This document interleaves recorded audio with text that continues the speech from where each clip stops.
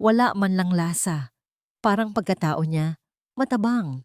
Ang tinig na yon, matalas at walang pakundangan, ay tila isang balaraw na biglang isinaksak sa aking likuran. Napatigil ang kamay kong naghahalo ng adobong puti, ang paboritong ulam ni Severo. Ang kutsarang hawak ko ay bumagsak sa sahig na gawa sa marmol. Lumikha ng isang matinis na tunog na gumambala sa katahimikan ng malawak na kusina. Ngunit ang ingay na yon ay walang-wala kumpara sa pagbasag ng kung ano sa loob ng dibdib ko. Nanigas ako sa aking kinatatayuan, ang amoy ng bawang, suka at paminta na kanina lang ay nagbibigay sa akin ng simpleng kaligayahan. Ngayon ay parang lason na sumasakal sa aking paghinga. Ang mga kamay ko, ang mga kamay na ito na may kalyo sa kakalaba ng kanyang mga damit at sa paghahanda ng bawat pagkain niya, ay biglang nanginig. Ito ba talaga ang tingin niya sa akin? Sa 10 taon ng pagsisilbi at pag-aalay ng buong buhay ko para sa kanya at sa pamilyang ito, ganito lang pala ako kawalang halaga? Isang ulam na matabang? Senyora Imelda, ang malambing na sagot ni Isabela, ang bago naming kasambahay, ay pumunit sa aking pagkatulala. Hayaan niyo na po si Ate Kalira. Baka pagod lang po siya kaya ganyan ang luto niya. Dahan-dahan akong lumingon. Nakatayo sila sa may pintuan ng kusina. Hindi alam na naririnig ko ang lahat. Si Senyora Imelda, ang biyenan ko. Nakataas ang kilay, ang muka ay pununo ng pagkamuhi na hindi na niya sinusubukang itago. At sa tabi niya, si Belle, nakayuko, nagpapanggap na ipinagtatanggol ako. Ngunit sa kanyang mga mata ay may isang kislap ng tagumpay. Naglakad ako papalapit, pinulot ang kutsara, at hinarap sila ng may pilit na ngiti. Mama Belle, kanina pa po kayo riyan. Hindi sumagot si Senyora Imelda. Tiningnan niya lang ako mula ulo hanggang paa, na para bang ako ang pinakamaruming basahan sa pamamahay na ito. Si Belle naman ang sumagot para sa kanya. Ay, kararating lang po namin, Ate Kalira. Naamoy po kasi ni Senyora ang mabangong luto niyo. Gusto niya raw pong tikman. Ang bawat po niya ay tila isang karayom. Bago pa ako makapagsalita, pumasok si Belle sa kusina. Dala-dala ang isang baso ng juice. Para po sa inyo, Senyora, pampalamig. Sa kanyang pagdaan sa tabi ng mesa, kung saan nakalatag ang mga blueprint ni Severo para sa isang importanteng proyekto, bigla niyang natabig ang baso. Ang malamig na juice ay bumuhos sa mga papel. Kumalat na parang isang malaking mantsa ng kahihiyan. Ay naku po! Tili ni Belle. Ang mga mata ay nanlalaki sa kunwaring pagkagulat. Agad siyang lumingon sa akin. Ate Kalira, pasensya na po. Hindi ko po sinasadya. Bakit po kasi dito nyo iniwan ang mga papel ni Sir Severo? Ang akusasyon ay malinaw at direkta. Ako ang may kasalanan. Si Senyora Imelda ay mabilis na lumapit. Ang mukha ay namumula sa galit. Ano ka ba namang babae ka? Pati ba naman yan? Hindi mo magawa ng tama. Alam mo kung gaano kahalaga ang proyektong yan sa anak ko. Napakapabaya mo. Sinubukan kong magpaliwanag. Mama, hindi ko po. Huwag ka nang magdahilan. Putol niya sa akin. Wala kang ibang ginawa kundi magbigay ng problema. Buti pa si Belle, mas maasikaso pa sa'yo. Niyakap ni Senyora Imelda si Belle na para bang ito ang tunay na biktima. At ako, naiwang nakatayo roon, basang-basa sa isang kasalanang hindi ko ginawa. Habang ang adobong puti sa kalan ay nagsisimulang masunog, tulad ng puso ko. Nang gabing iyon, umuwi si Severo na pagod at iritable. Naabutan niya ang kanyang ina na naghihintay sa sala. Handa nang isumbong ang lahat, walang tanong-tanong. Walang pagbibigay sa akin ng pagkakataong magsalita. Ang unang mga salita na binitiwan niya pagkakita sa akin ay tumatak sa aking kaluluwa. Kalira naman, sabi niya. Ang boses ay pagod at puno ng dismaya habang tinitingnan ang mga nasirang blueprint. Can't you do anything right? Hindi na ako kumain ng hapunan. Nawalan ako ng gana. Sa aming silid, habang siya'y naliligo, pinagmasdan ko ang refleksyon ko sa salamin. Isang babaeng mukhang pagod, na may mga mata na unti-unting nawawalan ng kislap. Ito na ba ako? Isang anino na lang sa sarili kong pamamahay? Nang humiga siya sa kama, hindi man lang niya ako tiningnan. Agad siyang tumalikod. Isang pader na hindi nakikita ang biglang itinayo sa pagitan naming dalawa. Ang lamig ng kanyang likod ay mas tumatagos pa sa buto kaysa sa pinakamalamig na gabi. Nais kong abutin siya. Nais kong sabihin na hindi ko kasalanan ang nangyari. Nais kong iparamdam sa kanya na kailangan ko siya. Ngunit ang mga salita ay nanatili sa aking lalamunan. Mga presong walang kalayaan. Hindi ako makatulog. Ang bawat pag-ikot ng orasan ay parang isang pagkutya. Bumangon ako para uminom ng tubig, dumaan sa pasilyo na balot sa dilim. Napahinto ako sa tapat ng kanyang opisina. Bukas ang pinto ng bahagya at may kaunting liwanag na nagmumula sa loob. At may mga boses. Ang tinig ni Senyora Imelda, mahina ngunit malinaw.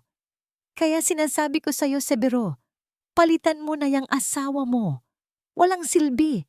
Maghanap ka ng isang babae na karapat-dapat sa pangalan ng mga Alcaraz. Napatakip ako sa aking bibig. Pinipigilan ng isang hikbi. Bawat himay-may ng aking katawan ay naghihintay, nag-aabang sa isasagot ng aking asawa. Ipagtanggol mo ako, Severo. Please, ipagtanggol mo ako. Isang mahabang katahimikan. At pagkatapos, ang kanyang sagot. Isang malalim na buntong hininga na puno ng pagod at pagsuko. Mama, hayaan niyo na muna. Mahirap na. Hindi isang pagtatanggol. Hindi isang pagtutol. Kundi isang pag-iwas. Isang pag-amin na ako ay isang problema. Isang bagay na mahirap. Isang abala. Sa dilim ng pasilyo, gumuho ang mundo ko. Ang kanyang katahimikan ay mas malakas pa sa sigaw, mas masakit pa sa sampal. At habang nakatayo roon, nanginginig at nag-iisa, isang tanong ang umalingaw-ngaw sa aking isipan. Kung sa paningin ng lalaking pinag-alayan ko ng lahat, isa lang akong abala. Ano pa ang natitira sa akin? Ano bang silbi mo? Ang tanong na yon, ang mga salitang binitiwan ni Severo kagabi, ay paulit-ulit na umuugong sa aking isipan, na parang isang basag na plaka na hindi tumitigil. Sa bawat sulok ng malaking pamamahay na ito, naririnig ko ang kanyang boses. Sa pagwawalis ko ng sahig, sa pagdidilig ng mga halaman, sa paghahanda ng almusal. Ano nga ba ang silbi ko? Ang tanong ay, unti-unting nagiging isang tinik na bumaon ng malalim sa aking pagkatao. Ang mga sumunod na araw ay naging isang uri ng laro. Isang larong hindi ko alam kung paano laruin at tila ako lang ang laging talo. Bigla na lang, ang mga bagay-bagay ay nawawala. Isang araw, ang susi ng kotse na ipinagbilin sa akin ni Severo. Hinanap ko ito sa buong bahay. Nilibot ang bawat sulok hanggang sa mamawis ang aking likod, habang si Severo ay naiinip na naghihintay. Pagkatapos ng kalahating oras, natagpuan ito ni Belle sa loob ng lalagyan ng asukal. Hala, Ate Kalira, sabi niya na may ngiti. Baka po nalito kayo sa paglalagyan. Tiningnan ako ni Severo na may halong pagkadismaya at awa. Kinabukasan ang importanteng dokumento na kailangan niya para sa meeting na inilagay ko sa ibabaw ng kanyang lamesa ay biglang napunta sa ilalim ng bunton ng mga lumang dyaryo sa basurahan. Si Belle ulit ang nakakita. Sa bawat insidenteng tulad nito, nararamdaman ko ang pagguho ng tiwala ni Severo sa akin. Hindi na niya ako tinatanong. Tumatango na lang siya. Isang pagtango na nagsasabing, alam ko nang makakalimutin ka. Nagsimula akong magduda sa sarili ko. Pagod lang ba talaga ako? Tumanda na ba ako nang hindi ko namamalayan? Isang hapon, habang nag-iisa ako sa kusina, pilit na inaalala kung saan ko inilagay ang hikaw na regalo sa akin ni Severo noong anibersaryo namin. Lumapit si Tia Lourdes, ang matandang katiwala, na halos kasabay ng itinayo ang bahay na ito ay bihirang magsalita. Ngunit ang kanyang mga mata ay laging nangungusap. Inilapag niya sa harap ko ang isang tasa ng mainit na salabat. "Inumin mo ito, Hija," sabi niya sa mahinang boses. "Pampainit ng katawan at pampalinaw ng isip." Tinitigan niya ako ng diretso sa mata, isang polad na tumatagos sa kaluluwa. Sa isang malaking bahay, maraming anino. Huwag kang magpapadala sa dilim. Nakikita ko ang lahat. Bago pa ako makasagot, tumalikod na siya at nagpatuloy sa kanyang gawain. Ang salabat ay mainit sa aking mga palad. Ngunit ang mga salita niya ang tunay na nagbigay ng init sa aking nanlalamig na puso. May nakakakita, may nakakaalam, hindi ako nababaliw. Sa hapagkainan ng gabing iyon, habang abala si Senyora Imelda sa pagpuri, sa binago ni Belle na ayos ng mga bulaklak, sinubukan ni Belle na buksan ang isang bagong usapan. "Sir Severo?" Simula niya, ang boses ay puno ng kunwaring pag-aalala. "Meron po kasi akong kaibigan. Kawawa po." Nalaman niya na may ibang babae pala ang asawa niya.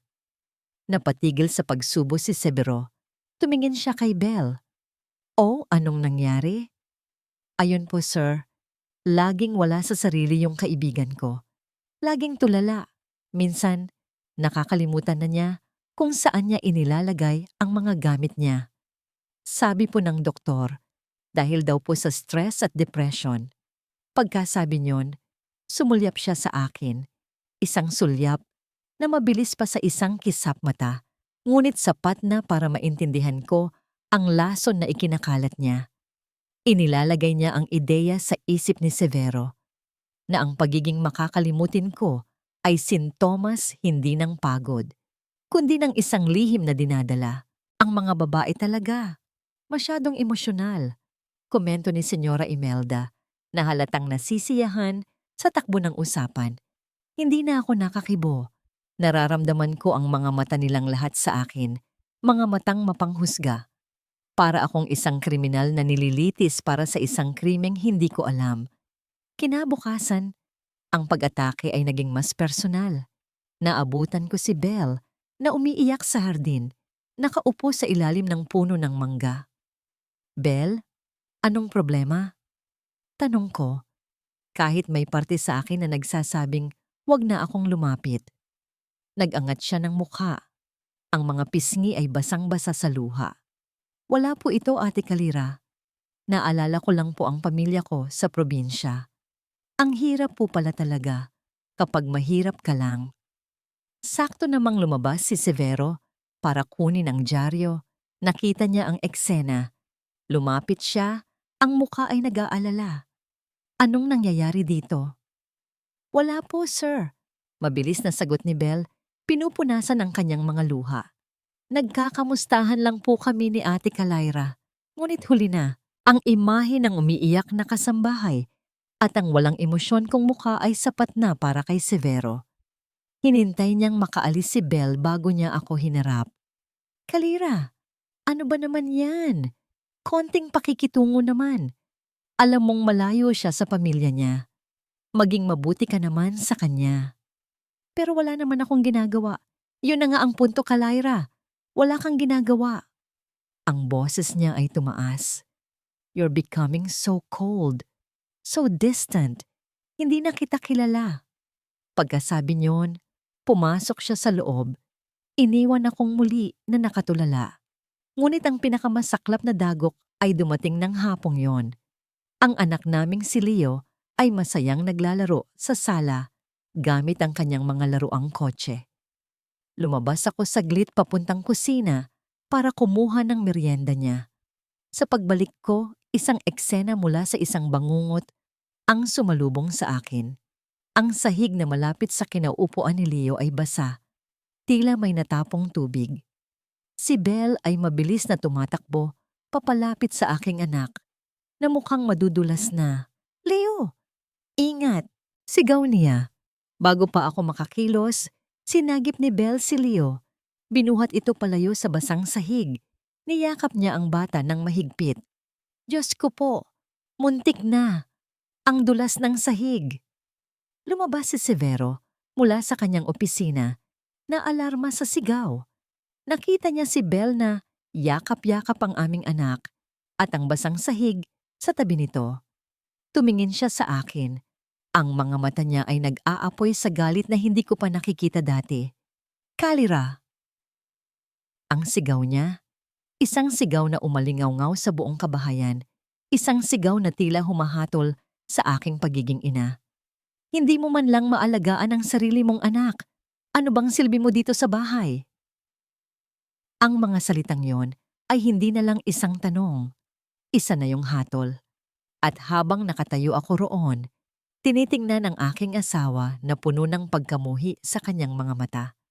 At ang babaeng dahan-dahang sumisira sa aking buhay na nagpapanggap bilang isang anghel na tagapagligtas, alam ko na. Ang lamat na nagsimula sa isang komento tungkol sa luto ko ay isa ng malaking bitak na handa nang wasakin ang lahat ng aking pinaghirapan. Ang gabi ay bumagsak na parang isang itim na kumot na may dalang matinding lamig. Sa labas, ang hangin ay nagsisimulang humaginit, isang babala ng paparating na unos. Ngunit ang tunay na bagyo ay hindi pa nag-uumpisa sa labas, kundi sa loob ng mga pader ng mansyon ng mga Alcaraz.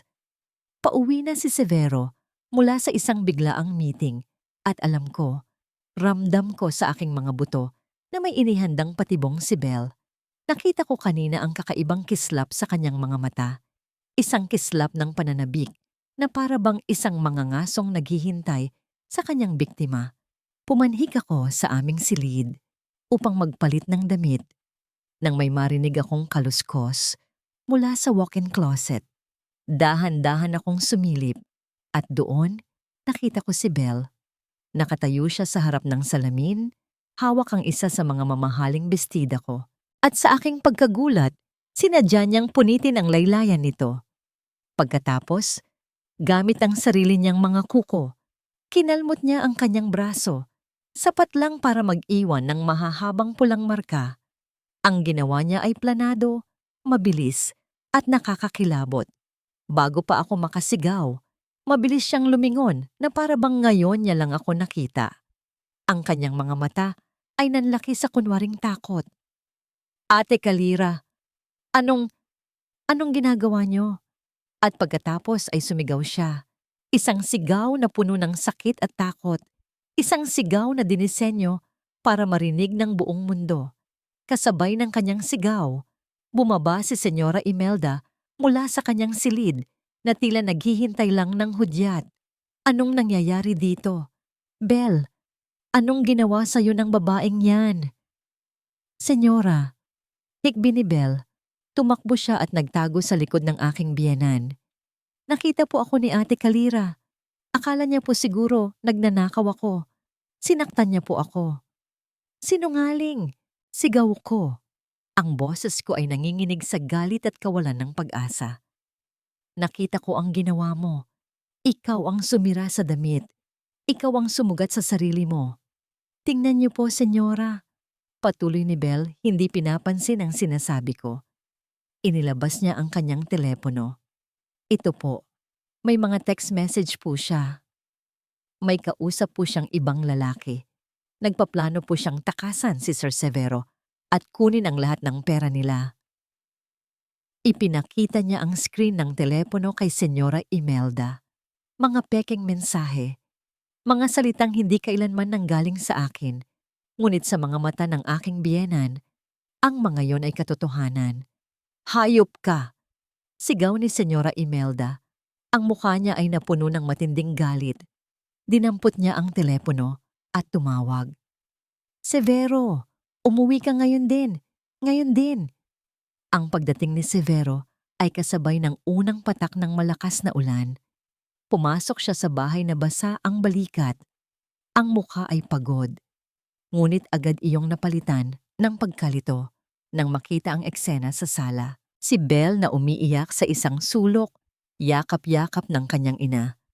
At ako, nakatayong mag-isa sa gitna, na parang isang akusadong hinahatulan na. Anong kaguluhan to? Tanong niya. Itanong mo sa asawa mo. Sagot ni Senyora Imelda, ang boses ay nanginginig.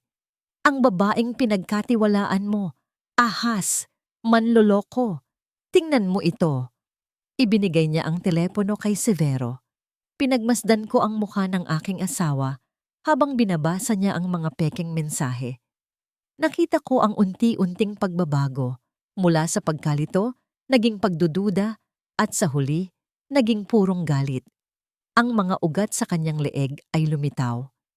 Binalibag niya ang telepono sa sahig at ito'y nabasag. Tumingin siya sa akin, ngunit hindi na ang asawa ko ang nakikita ko. Isang estranghero ang nasa harap ko. Isang estrangherong may mga matang nag-aapoy sa pagkamuhi. Severo, maniwala ka sa akin. Pakiusap ko, ang mga luha ay nagsisimula nang bumagsak sa aking mga pisngi. Hindi totoo yan. Patibong lang yan ni Belle. Maniwala? Tumawa siya. Isang tawang mapait at walang kagalakan. 10 taon, Kalira. Akala ko kilala kita. Pero isa ka lang palang manggagamit. Isang babaeng naghihintay lang ng pagkakataong talikuran ako. Severo. Hindi. Huwag mo akong tawaging Severo. Sigaw niya. Hinawakan niya ako ng mahigpit sa braso at kinaladkad papalabas ng sala, papalapit sa pinto. Ang ulan sa labas ay bumubuhos na ng malakas, kasabay ng unos sa loob ng aking dibdib. Pakiusap. Wag, tikbi ko. Ang anak natin, si Leo. Hindi mo na siya anak. Ang sagot niya, isang kasinungalingang mas masakit pa sa sampal. Binuksan niya ang pinto. Ang malamig na hangin at malakas na ulan ay humampas sa aking muka. Itinulak niya ako palabas. Umalis ka! Hindi kita kailangan! Hindi ka kailangan ng anak ko! Bumagsak ako sa basang sahig ng beranda. Mula sa loob, narinig ko ang pag-iyak ni Leo. Naghahanap sa kanyang ina. Sinubukan kong tumayo. Sinubukan kong bumalik. Ngunit huli na. Isang malakas na kalabog ang yumanig sa aking buong pagkatao. Ang pinto ay isinara. Ang pinto ng tahanang binuo ko, ng pamilyang minahal ko, ng buhay na inalay ko, ay isinara sa harap ng aking mukha. Nakatayo ako sa gitna ng unos, basang-basa, nanginginig hindi lang sa lamig, kundi sa sakit. Sa likod ng nakasarang pinto ay ang aking anak, ang aking buhay, ang lahat sa akin. Ngunit wala na akong magawa. Ang huling lakas sa aking mga tuhod ay nawala. Napaluhod ako, at ang aking mga hikbi ay sinabayan ng walang tigil na pagbuhos ng ulan. Tapos na. Tapos na ang lahat. Ang mundo ko ay gumuho at iniwan akong mag-isa sa gitna ng kadiliman. Ang liwanag mula sa bintana ng aming dating silid ay namatay. At kasabay noon, ang natitirang pag-asa sa aking puso. Napapikit ako. Hinahayaan ng ulan, nahugasan ang aking mga luha, at ang kadiliman na lamunin ang aking ulirat. Sa gitna ng aking pagkawala ng malay, may naramdaman akong paghinto. Isang pares ng ilaw ng sasakyan ang tumama sa aking mukha. Isang pinto ang bumukas at isang boses, pamilyar at puno ng pag-aalala, ang tumawag sa aking pangalan. Kalira! Diyos ko! Ang una kong naramdaman ay ang init. Isang tuyong init na dahan-dahang gumagapang sa aking nanlalamig na mga buto. Kasunod ng amoy ng salabat at Vicks. At pagkatapos ay ang tunog. Ang mahinang ugong ng isang electric fan na pilit na nilalabanan ang katahimikan. Iminulat ko ang aking mga mata. Ang kisame ay hindi pamilyar. Mababa ito. At gawa sa plywood, may ilang mantsa ng tubig ulan mula sa mga nakaraang bagyo. Hindi ito ang mataas at puting-puting kisame ng mansyon.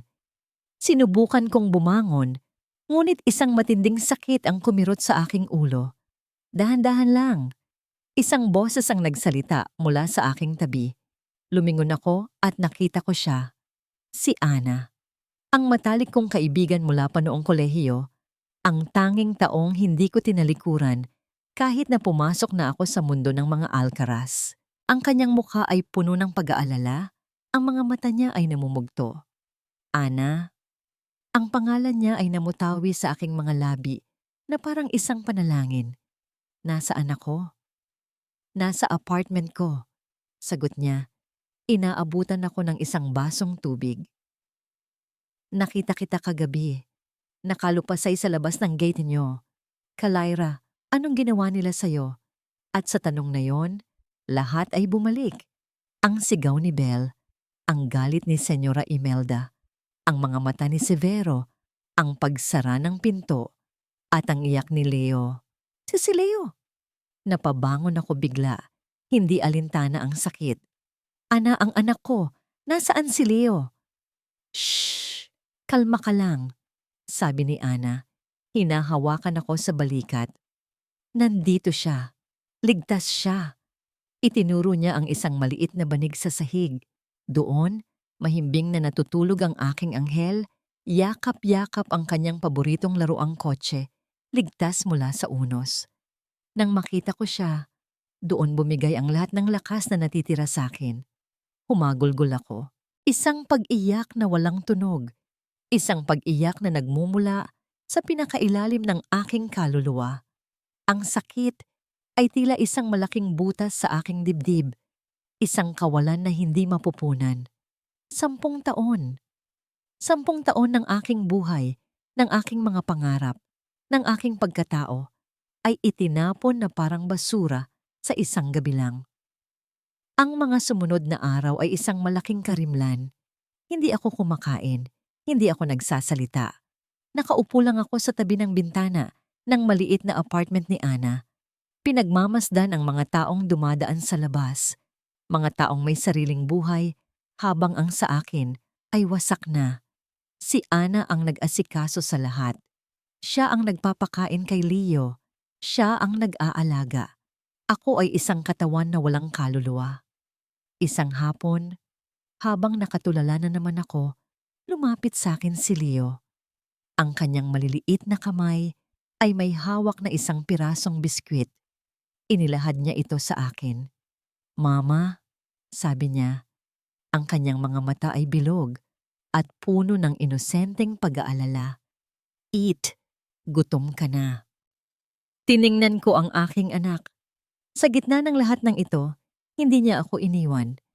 Sa kabila ng lahat ng sakit, narito pa rin siya. Ang nag-iisang dahilan kung bakit kailangan kong bumangon. Kinuha ko ang biskwit at sa unang pagkakataon, sa loob ng maraming araw, kumain ako. Ang matamis na lasa nito ay tila gumising sa aking natutulog na diwa. Niyakap ko siya ng mahigpit. Patawarin mo si Mama, anak. Pangako, babangon si Mama para sa'yo. Nang gabing iyon, habang nagliligpit si Ana ng mga gamit sa maliit niyang bodega, tinulungan ko siya. Sa isang sulok, sa ilalim ng mga lumang libro at damit, may isang kahon na pamilyar sa akin. Ang kahon na iniwan ko sa kanya bago ako ikasal. Ana, ano ito? Ah, yan. Mga gamit mo. Sabi mo itago ko lang. Sagot niya. Binuksan ko ang kahon. Ang alikabok ay lumipad. Ngunit sa ilalim nito ay ang mga bagay na matagal ko nang kinalimutan. Ang aking mga gamit sa paggawa ng palayok. Ang mga lumang kagamitang kahoy na gasgas na sa maraming taon ng paggamit. Ang paborito kong apron na may mga mantsa pa ng putik. Hinawakan ko ang isang pirasong pangkorte. Ang lamig at gaspang nito sa aking palad ay tila isang pagbati mula sa isang matandang kaibigan, mula sa dating ako. Ang ako, bago ako naging si Mrs. Alcaraz. Ang kalira na may sariling pangarap. Isang bagay ang nagbago sa loob ko. Ang apoy na matagal nang namatay ay biglang nagkaroon ng isang maliit na baga. Ang mga kamay na ito, ang mga kamay na sinabi ni Severo na wala ng silbi. Ito ang mga kamay na kayang lumikha ng isang bagay na maganda mula sa putik. Isinara ko ang kahon. Hinarap ko si Ana. Ang aking mga mata ay hindi na puno ng luha. kundi ng isang bagong determinasyon. Ana, pahiram ng telepono mo. Kinuha ko ang telepono. May isang numero lang sa isip ko. Ang numero ng abogadong ipinakilala sa akin ng isang kaibigan dati para sa mga usaping sining. Nagdial ako. Pagkatapos ng ilang ring may sumagot. Hello, Attorney Renzo Ibarra speaking. Huminga ako ng malalim. Ang boses ko ay kalmado, ngunit matatag na parang bato. Attorney, sabi ko, ako si Calira Montemayor, hindi Alcaraz. Montemayor. At kailangan ko ng tulong mo. Gusto kong bawiin ang lahat. Kinabukasan, sinamahan ako ni Ana sa isang maliit na coffee shop sa kanto ng Quiapo para makipagkita kay attorney. Renzo Ibarra. Ang lugar ay maingay at magulo. Malayong malayo sa mga tahimik at eleganteng restaurant na dati kong pinupuntahan. Ngunit sa pagkakataong ito, ang ingay ng paligid ay nagbigay sa akin ng kakaibang kapanatagan. Isang paalala na ang mundo ay nagpapatuloy at kailangan ko ring sumabay. Si Attorney Ibarra ay isang lalaking nasa mga 40. May malumanay na ngiti at mga matang puno ng talino. Hindi siya katulad ng mga aroganteng abogado ng mga Alcaraz. Nakinig siya ng mabuti habang isinasalaysay ko ang lahat, mula sa unang komento ni Senyora Imelda hanggang sa gabing pinalayas ako. Hindi siya nagsalita. Hindi niya ako pinutol. Tanging ang marahan niyang pagtango ang nagsasabing naiintindihan niya. Mrs. Pagtatangka niya. Ngunit agad siyang huminto at itinama ang sarili. Miss Montemayor, this is a clear case of defamation and emotional abuse. May laban po tayo, ngunit kailangan natin ng matibay na ebidensya. Wala akong kahit ano, attorney. Amin ko, ang boses ko ay bahagyang nanghina. Lahat ng gamit ko, naiwan doon. Ang tanging dala ko lang ay ang anak ko. Ang anak mo ang pinakamalakas mong ebidensya. Mahinahon niyang sabi. Siya ang dahilan kung bakit kailangan mong lumaban. Sa ngayon, ang unang hakbang ay i-secure ang iyong kaligtasan at mag-file ng petition para sa temporary protection order at financial support para kay Leo. Hindi kanila pwedeng basta na lang itakwil na parang wala lang. Ang mga salita niya ay nagbigay sa akin ng kaliwanagan. May batas, may proseso. Hindi ako nag-iisa sa laban na ito. Pag-uwi namin sa apartment, habang mahimbing na natutulog si Leo, inilabas ko ang kahon ng aking mga gamit sa paggawa ng palayok. Inilatag ko ang mga ito sa sahig ng maliit na sala. Ang amoy ng lumang putik at kahoy ay tila nagbalik sa akin sa nakaraan. Sa isang panahong simple lang ang lahat. Isang panahong ang tanging problema ko lang ay kung paano huhubugin ang isang piraso ng luwad para maging isang magandang florera. Gamit ang natitirang pera sa wallet ko na ibinigay ni Ana, bumili ako ng isang sako ng clay. Dinala ko ito sa apartment. Sa isang maliit na espasyo sa tabi ng bintana, inumpisahan ko. Ang una kong hinawakan, ang malamig at mamasa-masang putik, bumalik ang lahat. Ang bawat pagpisil, bawat paghagod, bawat pag-ikot, naging isang uri ng therapy. Sa bawat hugis na aking binubuo, inilalabas ko ang lahat ng sakit, lahat ng galit, lahat ng pighati. Ang unang florera na nabuo ko ay baluktot at hindi perpekto, na parang isang salamin ng aking wasak na buhay. Ngunit hindi ako tumigil. Ginawa kong isang maliit na pugon ang lumang delata na drum na nakita ko sa likod ng apartment gamit ang uling at determinasyon.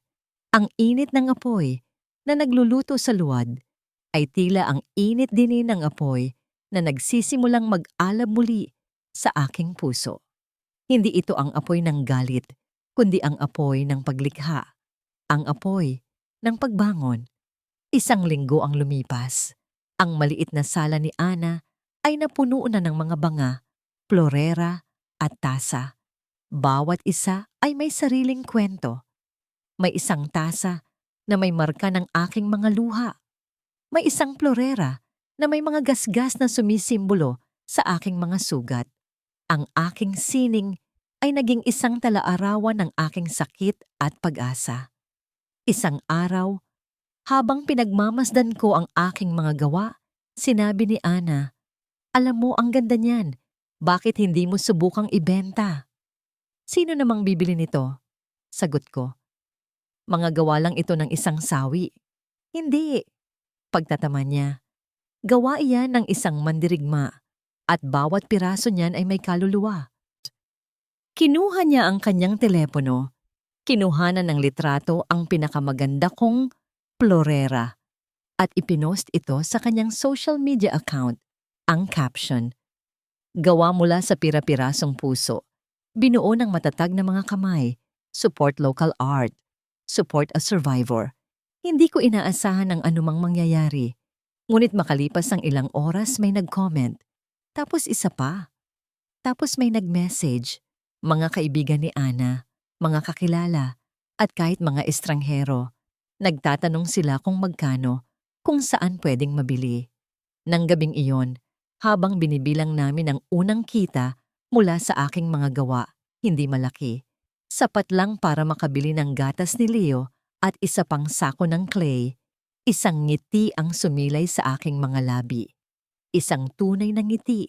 Hindi ito ang kayamanan ng mga Alcaraz, ngunit ito ay akin. Bawat sentimo nito ay galing sa aking pawis, sa aking luha, at sa aking pagbangon. Sa init ng apoy, hindi lang putik ang aking hinuhubog. Hinuhubog ko rin ang aking bagong pagkatao, habang ang aking munting mundo ay unti-unting nabubuo muli mula sa abo. Ang palasyo ng mga Alcaraz ay nagsisimula namang magkaroon ng mga bitak, mga lamat na hindi nakikita sa laba, ngunit unti-unting sumisira sa pundasyon nito. Sa unang linggo ng aking pagkawala, ang mansyon ay nasa isang estado ng peke at sa pilitang selebrasyon. Si Senyora Imelda ay nag-utos na magluto ng masasarap na pagkain. Para sa kanya, ang pag-alis ko ay parang pagbunot sa isang masakit na ngipin, isang kaluwagan. Si Belle naman ay lumipat mula sa kanyang maliit na kwarto sa silong patungo sa guest room na katabi ng master's bedroom, isang malinaw na pag-akyat sa kanyang posisyon. Sa wakas, tahimik na ang bahay na ito. Madalas sabihin ni Senyora Imelda habang nag-aalmusal, isang parinig na alam ni Belle ay para sa kanya. Ngumiti lang si Belle, isang ngangiting matamis ngunit puno ng lason, habang iniaabot ang kape sa matanda. Ngunit ang katahimikan na kanilang inaasam ay hindi dumating. Sa halip na palitan ito ng isang kakaibang kaguluhan, si Severo, sa simula, ay pilit na ipinapakita na hindi siya apektado. Nagtatrabaho siya ng mas mahaba, umuuwi ng gabi na. Ngunit ang kanyang mga kilos ay nagsasabi ng ibang kwento. Madalas siyang natutulala sa gitna ng hapunan. Ang tingin ay nakapako sa bakanting upuan sa kanyang tabi. Ang upuan ko. Minsan, sa kalagitnaan ng gabi, nagigising siya at hinahanap ang isang bagay sa kanyang tabi sa kama bago niya maalala na wala na pala akong natutulog doon. Ang pagkawala ni Leo ang pinakamatindi. Ang dating masayang bahay na puno ng tawa ng isang bata ay naging isang malungkot at walang buhay na lugar. Walang nang naglalarong kotse sa sahig ng sala. Walang nang maliliit na yapak na tumatakbo sa pasilyo. Ang katahimikan ay naging isang mabigat na pasanin, isang palaging paalala sa kanilang nawala. Sinubukan ni Belle na punan ang pagkukulang. Nagluto siya ng adobong puti, ngunit reklamo ni Severo ay masyadong maalat. Inayos niya ang mga gamit sa opisina ni Severo, ngunit nagalit ito dahil hindi na niya mahanap ang kanyang mga dokumento. Pilit niyang pinapatawa si Severo, ngunit isang blangkong tingin lang ang isinasagot nito. Ang bawat kilos ni Belle na ginagaya ang aking mga dating ginagawa ay lalo lang nagpapatingkad sa katotohanang hindi siya ako. Si Tia Lourdes ang tahimik na saksi sa lahat. Ang matandang katiwala ay gumagalaw na parang isang anino, ngunit ang kanyang mga mata ay matalas. Nakikita niya ang pagkunot ng noo ni Severo kapag nakikita nitong mas matagal pa mag-cellphone si Belle kaysa maglinis. Naririnig niya ang mga bulong ni Senyora Imelda sa mga kaibigan nito sa telepono na nagrereklamo kung bakit tila mas naging magastos si Belle sa mga bilihin sa palengke. Isang hapon, habang naglilinis ng alikabok sa opisina ni Severo, sinadya ni Tia Lourdes na iwan ang kanyang maliit na notebook sa ibabaw ng lamesa. Ito ang kanyang munting talaarawan, kung saan isinusulat niya ang mga nangyayari sa bahay. Isang ugali na natutunan niya mula pa sa kanyang ina. Nang pumasok si Severo para kumuha ng papeles, napansin niya ang notebook. Ang pagkamausisa ay nanaig. Binuklat niya ito. Lunes. Sinabi ni Belle na masama ang pakiramdam, ngunit narinig ko siyang tumatawa sa telepono sa kanyang kwarto buong hapon. Martes. Humingi ng pambili ng bagong vacuum, ngunit ang luma ay maayos pa naman. Nakita ko siyang nag-o-online shopping ng bagong sapatos. Miyerkules, tinanong ni Sir Severo kung nasaan ang paborito niyang polo. Sinabi ni Belle na nasa labahan, ngunit nakita kong ipinamigay niya ito sa kanyang pinsan na dumalaw. Huwebes, narinig kong sinabi niya sa kausap sa telepono, "Malapit na. Konting tiis na lang, reyna na ako dito." Isinara ni Severo ang notebook. Ang kanyang mga kamay ay bahagyang nanginginig. Hindi niya alam kung ano ang iisipin. Mga simpleng bagay, mga maliliit na kasinungalingan. Ngunit kapag pinagsama-sama, bumubuo ito ng isang larawan na nakakabagabag. Ito ba talaga ang babaeng pinaniwalaan niya? Ito ba ang anghel na inakala niya? Sa kauna-unahang pagkakataon, mula noong gabing iyon, isang maliit na binhi ng pagdududa ang itinanim sa kanyang puso. Nang gabing iyon, habang naghahapunan, tinitigan niya si Belle ng masinsinan. Nakikita niya ang paraan ng pagtawa nito, ang paraan ng paghawak nito sa kubyertos, ang kislap ng kasakiman sa mga mata nito habang tinitingnan ang mga alahas ng kanyang ina. "Belle?" Bigla niyang tanong. Pinuputol ang masayang kwentuhan nito at ni Senyora Imelda. Nasaan na pala yung report ng gastos para sa grocery nung nakaraang linggo? Hindi ko pa nakikita. Natigilan si Belle. Ang kanyang ngiti ay biglang naglaho. Sir, naiwala ko po yata. Pasensya na po. Pero huwag po kayong mag-alala. Lahat po ng sukli ay nasa akin. Gusto kong makita ang resibo, mariin na sabi ni Severo. Ang boses ay malamig. Ang katahimikan sa hapagkainan ay nakakabingi. At sa katahimikang yon, naramdaman ni Severo ang unang bitak sa pundasyon ng kanyang maling desisyon. Naramdaman niya ang lamig na hindi dulot ng aircon, kundi ng isang katotohanang nagsisimula ng gumising. Habang unti-unting lumalaki ang lamat sa palasyo, ang aking munting mundo naman ay dahan-dahang lumalawak. Ang mga order para sa aking mga gawang kamay na palayok ay dumami. Mula sa mga kaibigan ni Ana, kumalat ito sa kanilang mga kaibigan, hanggang sa mga taong hindi ko nakilala. Ang maliit na sala ni Ana ay naging isang abalang paggawaan. Sa umaga, habang nag-aaral si Leo ng alpabeto sa aking tabi, ako naman ay abala sa paghubog ng luwad. Sa gabi, kapag tulog na siya, ako naman ay nagbabantay sa aking munting pugon. Ang pagod ay naroon, hindi ko ito itatanggi.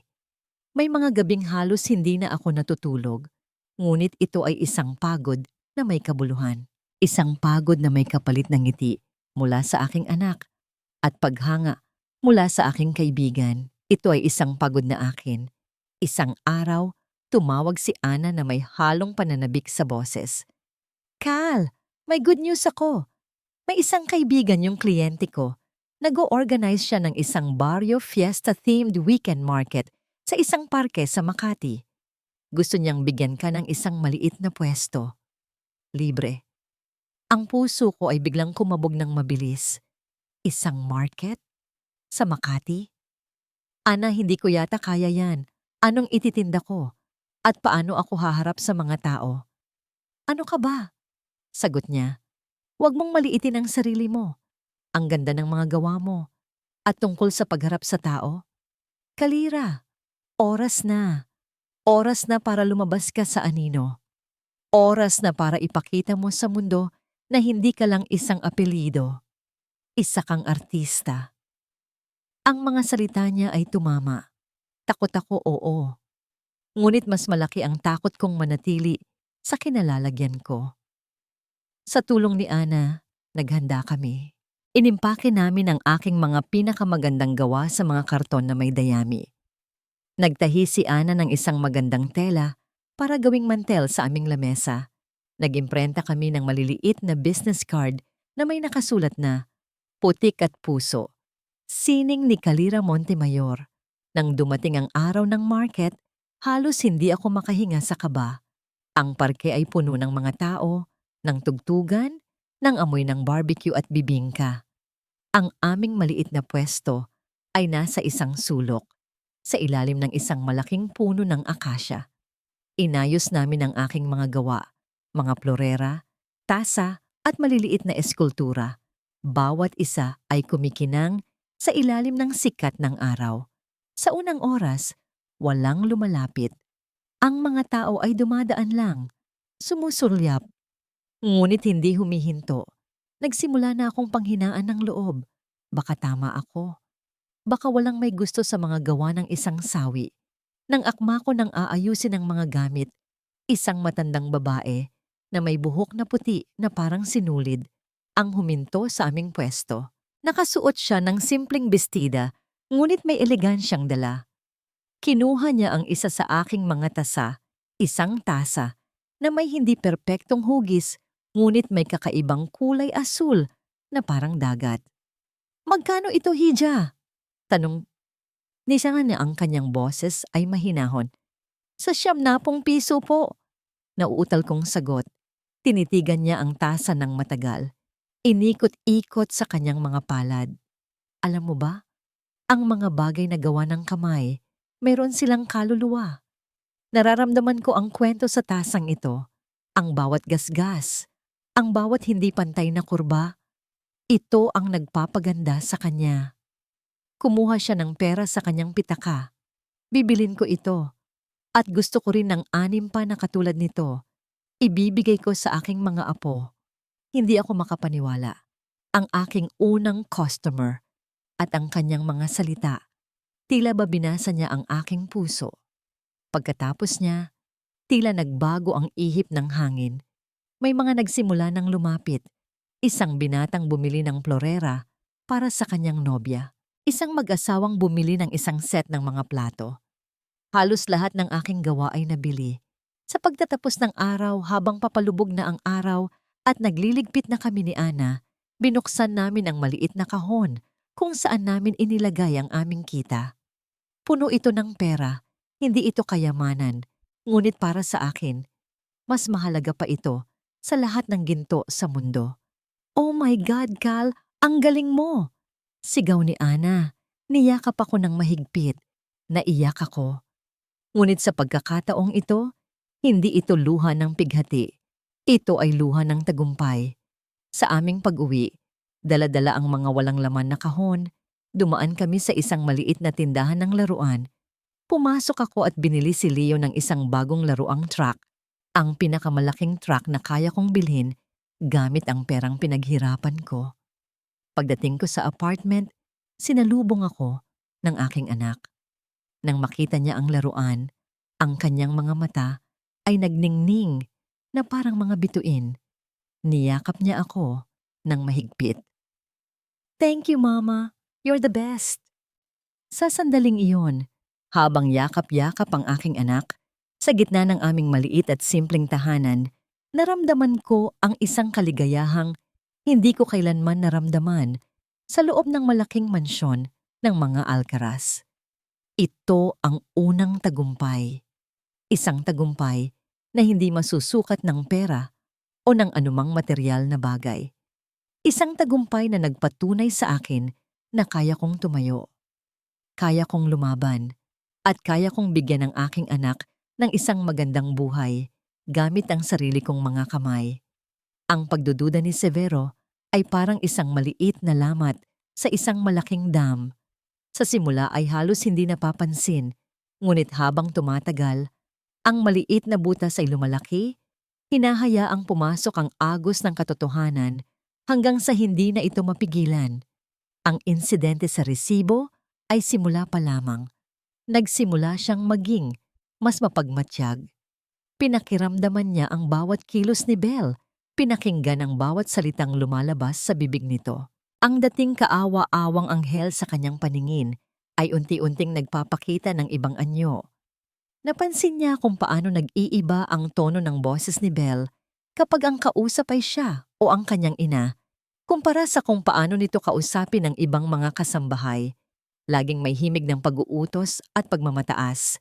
Nakita niya kung paano ito tumitingin sa mga alahas ni Senyora Imelda. Isang tingin na hindi paghanga, kundi pagkagusto. Isang tingin ng pag-aasam. Isang gabi, hindi siya makatulog. Ang larawan ng umiiyak na mukha ko noong gabing iyon ay pilit na bumabalik sa kanyang isipan. Bumangon siya at nagtungo sa kanyang opisina. Umupo siya sa kanyang silya at napabuntong hininga. Sa kanyang paggalaw, nahagip ng kanyang kamay ang notebook ni Tia Lourdes na itinago niya sa ilalim ng mga papeles. Kinuha niya ito at muling binasa. This time, mas binigyan niya ng pansin ang mga detalye. Biyernes, umalis si Belle. Sabi ay bibili ng gamot para kay Senyora. Ngunit ang resibo na ibinigay ay mula sa isang salon sa mall. Ang halaga ay para sa isang mamahaling hot oil treatment. Sabado, may tumawag na lalaki sa landline. Hinahanap si Isabela. Sinabi kong wala. Kasambahay lang siya dito. Tumawa ang lalaki. Kasambahay? Akala ko ba'y malapit na siyang maging senyora dyan? Sabi nito bago ibinaba ang telepono. Bawat salita ay parang isang sampal sa kanya. Paano siya naging ganito kabulag? Paano niya ipinagpalit ang 10 taon ng pagsasama para sa mga kasinungalingan ng isang babaeng halos hindi niya kilala? Ngunit ang pinakamatinding dagok ay ang alaala ng mga pekeng text messages. Iyon ang nagtulak sa kanya sa bingit ng galit. Sa ilalim ng kanyang mesa, may isang lumang kahon. Binuksan niya ito. Nandoon ang mga lumang telepono ng pamilya. Kinuha niya ang luma kong telepono, ang teleponong ibinalibag niya noong gabing iyon. Basag ang screen, ngunit baka sakali. Kinabukasan, dinala niya ito sa isang computer expert na kaibigan niya.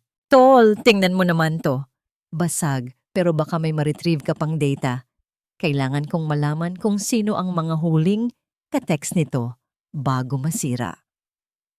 Habang hinihintay ang resulta, mas lalo niyang naramdaman ang bigat sa kanyang dibdib. Nagsimula siyang mag-imbestiga sa sarili niyang paraan. Tinawagan niya ang ahensyang pinanggalingan ni Belle. Good morning. Hinahanap ko lang sana ang records ni Isabela Quinto. Sabi niya sa kausap. Quinto, sir? Sandali lang po. Heto po. Isabela Quinto. Pero sir, ayon po sa records namin, natanggal po siya sa huli niyang pinasukan dahil sa kaso ng pagnanakaw. Hindi po namin siya inirekomenda sa inyo. Nabitawan ni Severo ang telepono. Ang dugo sa kanyang katawan ay tila nagyelo. Hindi inirekomenda, ngunit natatandaan niya. Si Belle mismo ang nagsabi na galing siya sa ahensya. Isa na namang kasinungalingan. Sino ka ba talaga, Isabela? Sa kanyang pag-uwi, isang tawag ang natanggap niya mula sa kanyang kaibigan. Tol, nakuha ko na, pero kakaiba. Walang mga mensaheng tulad ng sinabi mo. Ang mga huling text, puro galing sa'yo at sa nanay mo. At may isa pa, isang mensahe na hindi na ipadala, nakasave sa drafts. Anong nakasulat? Nanginginig na tanong ni Severo. Severo, umuwi ka na. May ginagawang masama si Belle, natatakot ako. Ang mga salitang yon ay tumusok sa kanyang puso na parang isang punyal. Ang mensaheng hindi ko na ipadala. Ang aking huling paghingi ng tulong na hindi niya kailanman nabasa. Pagdating niya sa mansyon, sinalubong siya ni Tia Lourdes sa may pinto. Ang mukha ng matanda ay balisa. Walang salitang namutawi sa bibig nito. Itinuro niya lang ang direksyon ng hardin sa likod bahay. Dahan-dahan siyang naglakad, ang bawat hakbang ay mabigat. Habang papalapit, may naririnig siyang mga boses. Ang boses ni Belle, ngunit iba ang tono. Hindi ito malambing. Ito ay matigas at puno ng pagbabanta. Sinasabi ko sa'yo, itikom mo yang bibig mo. Narinig niyang sabi ni Belle. Akala mo ba, hindi ko alam na nagsumbong ka kay Severo? Isang mali mo pa. Sisiguraduhin kong pati ikaw ay mapapalayas sa pamamahay na to. Sumilip si Severo sa likod ng malalaking halaman at doon nakita niya ang isang eksenang tuluyang dudurog sa nalalabi niyang paniniwala. Nakita niya si Belle na galit na kausap ang isa sa mga hardinero, si Mang Tonyo, isang matandang matagal nang nagsisilbi sa kanilang pamilya. Pero Ma'am Belle, nakita ko po talaga. Nanginginig na sabi ng matanda. Nakita ko po kayo nung gabing iyon. Kayo po ang nagpunas ng damit at naglagay ng sugat sa sarili nyo. Ang pag-amin ni Mang Tonyo ay parang isang kulog na yumanig sa mundo ni Severo. Lahat ay nagkasya. Ang mga kasinungalingan, ang notebook, ang tawag mula sa ahensya, ang mensahe sa drafts, ang lahat ng anino sa palasyo ay nagsalita ng sabay-sabay at ang kanilang isinisigaw ay isang katotohanang napakasakit tanggapin. Nagkamali siya. Isang pagkakamaling karumal-dumal. Ang mga salita ni Mang Tonyo ay humampas kay Severo na parang isang malakas na alon. Tinatangay ang lahat ng natitirang pagtatanggol sa kanyang isipan para kay Belle. Bawat kasinungalingan, bawat pekeng luha, bawat kunwaring pagmamalasakit, lahat ay biglang naging malinaw na parang kristal. Ang babaeng itinuring niyang biktima ay isa palang ahas na may makamandag na ngiti. At ang pinakamasakit sa lahat, siya mismo ang nagbukas ng pinto para papasukin ang ahas na yon sa kanilang tahanan habang itinatakwil ang tunay na reyna. Hindi siya gumawa ng eksena sa hardin. Ang galit sa kanyang puso ay napakalaki, napakalamig, na hindi ito mailalabas sa isang simpleng sigaw. Tahimik siyang bumalik sa loob ng bahay. Ang kanyang isip ay tumatakbo nang mas mabilis pa sa kabog ng kanyang dibdib. Kailangan niya ng plano. Hindi sapat na palayasin lang si Belle. Kailangan niyang malaman kung hanggang saan ang kayang gawin nito. At higit sa lahat, kailangan niyang makita kung ano ang ginagawa nito sa pinakamahalagang bagay na natitira sa bahay na yon, ang alaala ng kanyang anak. Sa mga sumunod na araw, si Severo ay naging isang mahusay na aktor. Nagpanggap siyang walang alam. Ngumiti siya kay Belle, pinuri ang luto nito at nakipagkwentuhan sa kanyang ina na parang walang nagbago. Ngunit sa likod ng maskarang yon, ang kanyang mga mata ay hindi natutulog. Naglagay siya ng isang maliit at halos hindi mapansing security camera sa sala, nakatutok sa lugar kung saan madalas paglaruan noon ni Leo. Samantala, lumalakas ang aking negosyo. Nagkaroon ako ng mga regular na kliyente at kinailangan ko ng umupa ng isang maliit na pwesto, isang lumang garahe na ginawa naming paggawaan at munting tindahan. Nagsimula na rin ang legal na proseso. Ang unang hearing para sa Temporary Protection Order ay itinakda na. Sa kabila ng lahat, may takot pa rin sa aking dibdib. Paano kung hindi maniwala ang korte sa akin? Paano kung makuha ni Severo si Leo? Ang sagot sa mga tanong na yon ay hindi nagtagal. Isang hapon, habang abala si Severo sa kanyang opisina, narinig niya ang mahinang boses ni Leo sa kanyang tainga. Ang isang parte ng kanyang puso ay na-miss ang tawag na yon. Biglang tumunog ang notification sa kanyang telepono mula sa security camera feed. Dali-dali niyang binuksan. Ang eksena na sumalubong sa kanya ay tuluyang dumurog sa kanyang kaluluwa. Nakita niya si Belle na may hawak na maliit na libro, ang paboritong storybook ni Leo na may larawan ng mga dinosaur. Nakaupo siya sa sofa at sa kanyang tabi ay si Leo. na halatang nag-aalala. Ngunit hindi binabasa ni Belle ang libro. Bakit ba ang bobo mo? Bata ka. Narinig niyang sigaw ni Belle. Ang boses ay puno ng pagkayamot, malayo sa malambing na tono na madalas niyang gamitin. Ilang beses ko bang sasabihin sa'yo na yan ang tamang sagot? Alam kong nanunood ang mama mo. Mag-act ka naman na masaya ka. Pinilit ni Belle na hawakan ang kamay ni Leo para ituro sa libro. Ngunit ang bata ay umiiwas. Ayoko! Gusto ko si Mama Kalaira! Sigaw ni Leo. Ang kanyang muka ay namumula sa pag-iyak. Manahimik ka! Ang kulit-kulit mo! Galit na, sabi ni Belle.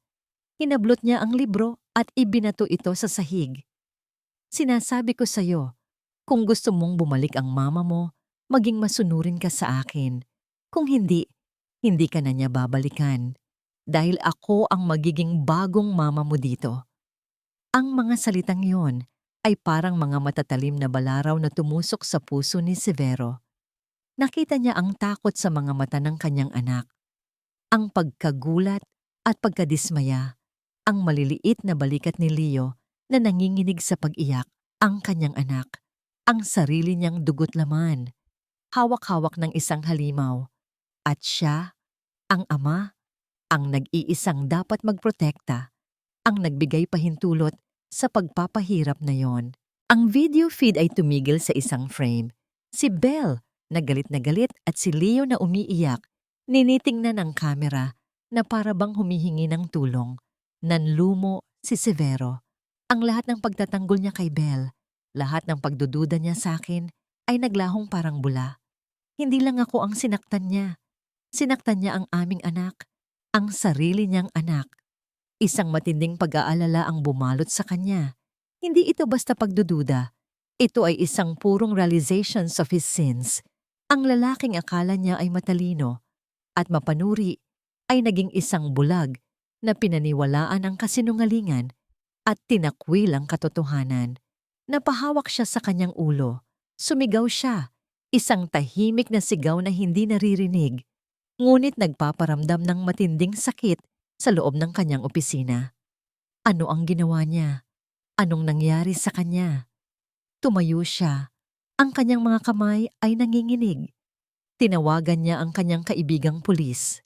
Kailangan kong humingi ng tulong mo. Ngayon na. Kailangan kong kuhanin ang anak ko. Kasunod nito, tinawagan niya si Attorney Renzo Ibarra. Attorney, si Severo Alcaraz po ito. Gusto ko pong mag-file ng petition para sa temporary custody ng anak ko.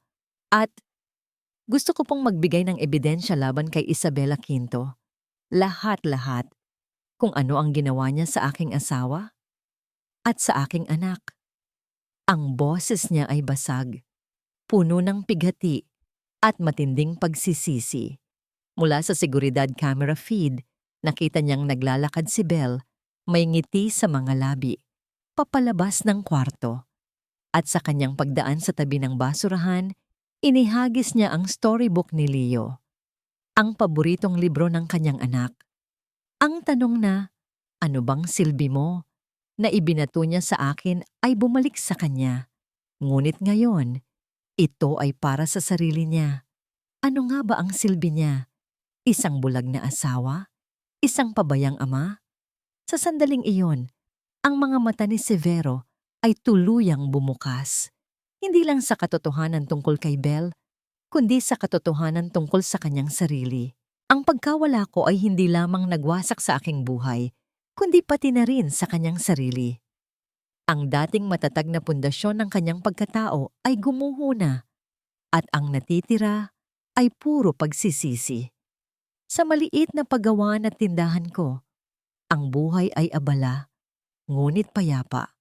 Ang mga order ay dumarami, at kinailangan ko ng umupa ng 2 babae para tumulong sa akin. Ang putik at ang apoy ay hindi lang nagbigay sa akin ng kita, kundi pati na rin ng komunidad. Ang mga customer ko ay hindi lang bumibili ng aking mga gawa. Binibili nila ang kwento sa likod nito, ang pagbangon mula sa pighati. Si Leo ay masaya.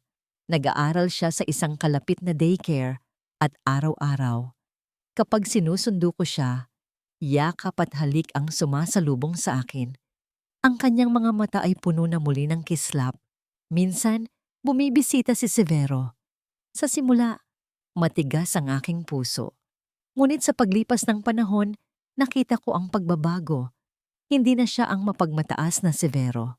Siya ay isang taong puno ng pagsisisi at handa siyang gawin ang lahat para maging isang ama sa aming anak. Nakikita ko kung paano niya sinisikap na makuha ang tiwala ni Leo, kung paano siya nagbabasa ng mga kwento sa bata, at kung paano niya ito dinadalhan ng mga simpleng laruan. Sa bawat pagbisita niya, ang kanyang tingin sa akin ay hindi na galit, hindi na pagdududa, kundi isang halo ng paghanga at matinding pagsisisi. Ngunit nananatili akong matatag. Ang pagpapatawad ay isang proseso at hindi ito madali. Isang hapon, habang nag-aayos ako ng mga bagong gawa sa tindahan, tumunog ang telepono. Si Attorney Renzo Ibarra. Miss Montemayor, simula niya, ang kanyang boses ay kalmado. Mayroon po tayong update sa kaso. Si Severo Alcaraz ay nagbigay ng kanyang buong kooperasyon. Mayroon tayong CCTV footage, mga resibo, at mga testimonya mula sa mga kasambahay at hardinero. Talaga po? Ang tanong ko, ang puso ko ay biglang bumilis. Opo. At mayroon pa pong isang bagay. Nalaman po namin na ang Alcaraz Group ay mag-host ng isang grand charity gala next month. At guess what? Isa po kayo sa mga inimbitahan. Napahinto ako. Isang grand charity gala. Sa mansyon ng mga Alcaraz, ang lugar kung saan ako pinalayas.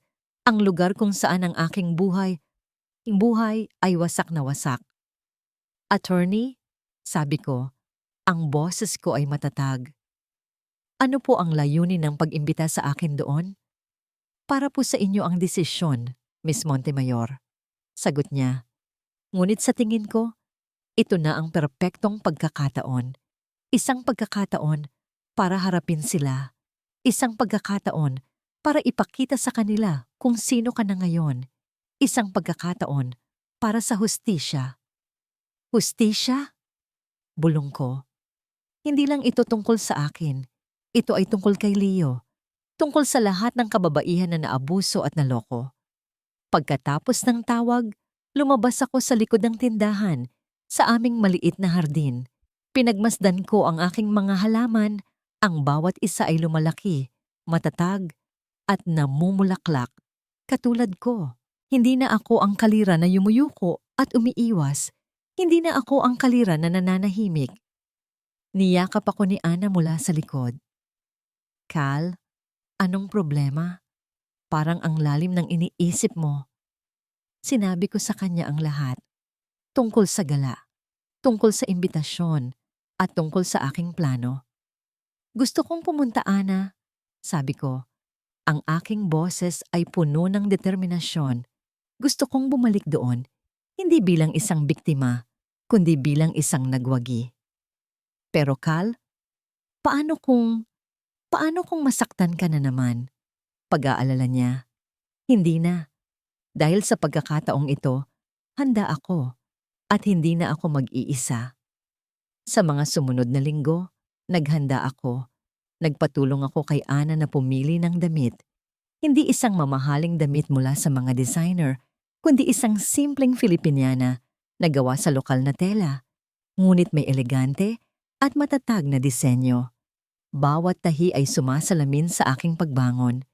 Pinaraktis ko ang aking mga salita, kung ano ang sasabihin ko, kung paano ko sasabihin. Hindi ito tungkol sa paghihiganti, ito ay tungkol sa katotohanan. Ang petsa ng gala ay papalapit na. Sa mansyon ng mga Alcaraz, hindi alam ni Belle at Senyora Imelda na ang bagyo na kanilang sinimulan ay malapit nang bumalik.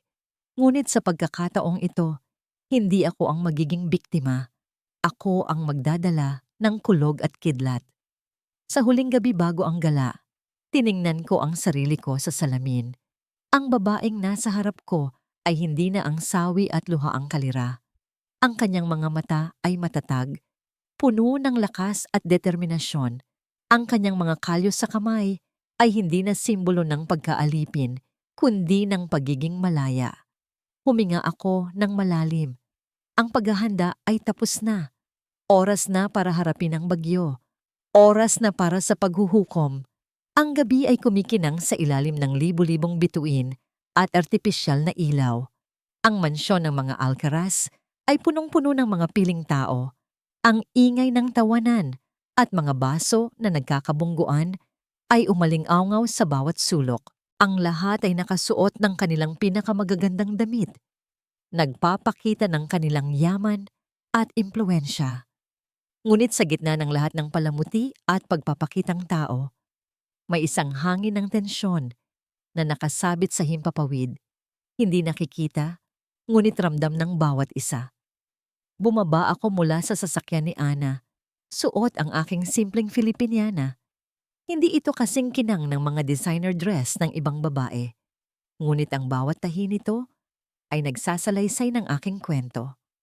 Sa aking paglakad, patungo sa entrance, naramdaman ko ang mga tingin, ang mga bulungan. Ngunit hindi na ako yumuko. Naglakad ako ng diretso. Ang aking ulo ay nakataas. Sa aking tabi, si Ana, ang matapat kong kaibigan, ay nakaakbay sa akin. Isang matibay na suporta. Pagpasok namin sa Grand Ballroom, tila huminto ang mundo. Ang musika ay humina. Ang mga tawanan ay nawala. Lahat ng mata ay nakatuon sa akin. Nakita ko si Senyora Imelda na nakaupo sa isang table kasama ang kanyang mga kaibigan. Ang kanyang mga mata ay nanlaki sa pagkagulat at galit. At sa tabi niya, si Belle, na ngayon ay halos isang reyna na sa pamamahay, ay napako sa kanyang kinatatayuan. Ang kanyang ngiti ay biglang naglaho. Hindi ako lumapit. Naglakad ako sa gitna ng ballroom, patungo sa stage kung saan gaganapin ang mga programa. Ang bawat hakbang ko ay parang isang martsa ng hustisya. Nang dumating ang oras ng speech, umakyat ako sa stage. Hindi na ako inianunsyo bilang Mrs. Alcaraz. Inianunsyo ako bilang Miss Calira Montemayor, isang kilalang artist at humanitarian. Ang palakpakan ay mahina sa simula. Ngunit unti-unting lumakas. Kinuha ko ang mikropono. Ang aking mga mata ay direktang tumingin kina Senyora Imelda at Belle, at pagkatapos kay Severo na nakatayo sa isang sulok. Ang kanyang mukha ay puno ng tensyon at kaba. Magandang gabi sa inyong lahat. Simula ko, ang aking boses ay malinaw at matatag. Marahil ay marami sa inyo ang nagtataka kung bakit ako naririto. Marahil ay marami sa inyo ang kilala ako bilang dating asawa ng isa sa mga pinakamayamang pamilya sa bansa. Nagkaroon ng bulungan, ngunit hindi ko sila pinansin. Ngunit narito ako ngayong gabi, hindi bilang isang dating asawa. Narito ako bilang si Calira Montemayor, isang babaeng tulad ng marami sa atin ay dumaan sa matinding pagsubok. Isang babaeng pinalaya sa kanyang sariling tahanan, tinakwil ng kanyang sariling asawa, at inakusahan ng mga kasalanang hindi niya ginawa. Ang mga bulungan ay lumakas. Nakita ko si Senyora Imelda na galit na tumayo. Sinubukang pigilan ako. Ngunit huli na. Napakalinaw ng mga alaala ng gabing iyon. Patuloy ko. Ang gabing ako ay pinalayas sa gitna ng isang malakas na ulan, kasama ang aking anak. Ang gabing ang lahat ng aking pinaghirapan ay nawala. Ang gabing ang aking dignidad ay niyurakan. Nagsalita si Attorney Renzo Ibarra. Ladies and gentlemen, Mr. Severo Alcaraz will now present some evidence regarding Miss Montemayor's statements. Lahat ay nagulat. Si Severo. Ngunit sa pagkakataong ito, hindi na niya iniwasan ang responsibilidad. Umakyat siya sa stage. Ang kanyang mga mata ay diretsyong nakatingin sa akin, puno ng pagsisisi. Alam kong nagkamali ako. Simula niya, ang kanyang boses ay nanginginig ngunit matatag. Nagkamali ako sa pagpili. Nagkamali ako sa hindi pakikinig sa aking asawa at nagkamali ako sa pagpapabaya sa aking sariling anak. Inilabas niya ang kanyang telepono. Mayroon akong video footage na magpapakita sa inyo ng katotohanan. Ipinalabas niya ang video clip ni Belle na nagpapahirap kay Leo. Ang mga tao ay nagulantang, ang mga bulungan ay napalitan ng mga sigawan ng pagkagulat at galit. Si Belle ay nanginginig na, ang kanyang muka ay puting-puti. Si Senyora Imelda ay halos mawalan ng malay sa kinauupuan. At ito pa, patuloy ni Severo, ipinalabas ang mga dokumento mula sa ahensya na nagpapatunay sa nakaraang pagnanakaw ni Belle. Isabela Quinto ay hindi isang biktima. Siya ay isang manloloko. At ang gabing pinalayas ko ang aking asawa, isang malaking kasinungalingan ang kanyang ibinigay sa akin. Nang makita ni Belle na wala na siyang kawala, bumagsak siya sa kanyang upuan. Ang kanyang mga kamay ay nakatakip sa kanyang mukha. Hindi totoo yan. O yan, bulong niya. Ngunit ang lahat ay narinig. Gusto kong ipaalam sa inyo, sabi ni Attorney Ibarra. Nakasama po natin ngayon ang mga kinatawan ng batas. Sa likod ng ballroom, pumasok ang 2 pulis. Naglakad sila diretso kina Belle. Isabela Quinto, you are under arrest for fraud and defamation, sabi ng isang pulis. Hindi. Bakit? Hindi ko ginawa yan. Sigaw ni Belle, sinubukang lumaban. Ngunit huli na. Ang mga pulis ay inilagay ang posa sa kanyang mga kamay. Sa kanyang pagdaan sa tabi ko, tiningnan niya ako ng may matinding galit. Bakit mo to ginawa sa akin? Direkta kong tinitigan ang kanyang mga mata. Hindi ako. Ikaw ang gumawa niyan sa sarili mo. Nyurakan niya ang aking pagkatao, sinira ang aking pamilya, at pinahirapan ang aking anak. At ngayon, siya mismo ang kailangang humarap sa lahat ng bunga ng kanyang masamang ginawa. Si Senyora Imelda, na ngayong ay namumutla at nanginginig, ay naramdaman ang mga tingin ng lahat. Ang kanyang mga kaibigan ay umiiwas, ang kanilang mga mukha ay puno ng pagkadismaya. Ang kanyang pagmamataas ay gumuho na. Ang hiya ay napakalalim, mas masakit pa kaysa sa anumang pisikal na sakit. Binuhat ko si Leo, na ngayon ay nasa aking tabi. Hinalikan ko siya sa ulo. Tiningnan ko si Severo, na ngayong ay lumuluha at may tunay na pagsisisi sa kanyang mga mata. Hindi ko pa siya pinapatawad, ngunit nakita ko na ang simula ng kanyang pagbabago. Sa sandaling iyon, habang inakbayan ko ang aking anak at dahan-dahang lumabas ng mansyon, nararamdaman ko ang isang kapayapaan na hindi ko kailanman naramdaman. Ang ulan ay huminto na, ang langit ay malinaw, ang bagyo ay tapos na, at ako, si Calira Montemayor, ay lumabas sa dilim, bit-bit ang aking anak, matatag at malaya. Ang hustisya ay natupad at ang aking pagbangon ay nagsimula pa lamang. Makalipas ang 1 taon, ang tanglaw ng araw ay sumisinag sa bintana ng aking sariling gallery na matatagpuan sa isang tahimik na kalsada sa Makati. Ang amoy ng sariwang kape at luwad ay bumubungad sa bawat bisita. Ang aking mga gawa, mga florera, eskultura at mga palamuti sa bahay ay nakahilera. Bawat isa ay may sariling kwento. Bawat isa ay sumasalamin sa aking paglalakbay.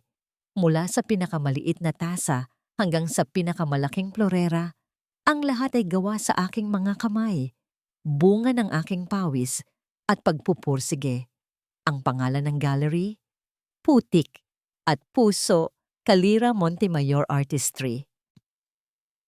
Si Leo, ngayon ay mas malaki na, ay masayang naglalaro sa maliit na hardin sa likod ng gallery na puno ng mga makukulay na bulaklak. Ang kanyang tawa ay ang pinakamagandang musika na narinig ko kailanman. Siya ang aking inspirasyon, ang aking lakas, ang dahilan kung bakit ako bumangon. Ang buhay ay payapa at puno ng kagalakan. Si Belle, ayon sa balita, ay nahatulan at kasalukuyang naglilingkod sa kanyang sentensya. Ang kanyang mga kasinungalingan at panlilinlang ay hindi na niya maikukubli sa likod ng rehas. Ang kanyang kasakiman ay nagdala sa kanya sa isang lugar na hindi niya inakala. Si Senyora Imelda, matapos ang kahihiyang sinapit sa gala, ay namuhay ng nag-iisa sa mansyon. Bihira siyang lumabas at ang kanyang mga dating kaibigan ay umiiwas na sa kanya. Ang pagmamataas niya ay napalitan ng kalungkutan at pagsisisi. Minsan, nakita ko siya sa simbahan, nakayuko ang ulo, nagdarasal. Hindi ko alam kung ano ang kanyang ipinapanalangin, ngunit sana makahanap din siya ng kapayapaan sa kanyang puso. At si Severo, siya ay patuloy na bumibisita kay Leo tuwing weekend. Hindi na siya ang dating Severo na puno ng pagmamataas. Siya ay mas mapagkumbaba, mas matulungin, at mas mapagmahal sa aming anak. Naghahanap pa rin siya ng paraan upang patunayan ang kanyang sarili, hindi para maibalik ang nakaraan, kundi para makagawa ng isang mas magandang kinabukasan para sa aming anak. Sinusuportahan niya ako sa legal na aspeto. Tinitiyak na ang lahat ay maayos. Minsan, nagkakasama kaming tatlo. Ako, si Severo, at si Leo, sa parke. Pinagmamasdan ko siya habang naglalaro kasama ang aming anak. Ang kanyang mukha ay puno ng saya. Ang sakit ay humupa na. Ang galit ay naglaho. Patawarin? Oo, napatawad ko na siya. Hindi para sa kanya, kundi para sa sarili ko at para kay Leo. Dahil ang kapaitan ay isang mabigat na pasanin. At ako, si Kalira, ay hindi na handang magdala ng anumang bigat. Isang hapon, habang abala ako sa paghubog ng isang bagong piraso ng luwad, pumasok si Severo sa gallery. May dala siyang isang maliit na bouquet ng mga puting rosas, ang paborito ko. Kalira, simula niya, ang kanyang boses ay malumanay. Gusto ko lang sabihin na masaya ako para sa'yo, para sa lahat ng narating mo.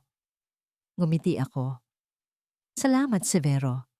At sana, balang araw, mapatawad mo ako ng buo. Ang pagpapatawad ay isang mahabang proseso, Severo, sabi ko. Ngunit ang kapayapaan, nahanap ko na. Tumingin ako sa kanyang mga mata. Ang mahalaga ngayon ay ang kaligayahan ni Leo at ang aking kapayapaan. Tumango siya, nauunawaan ang sinabi ko.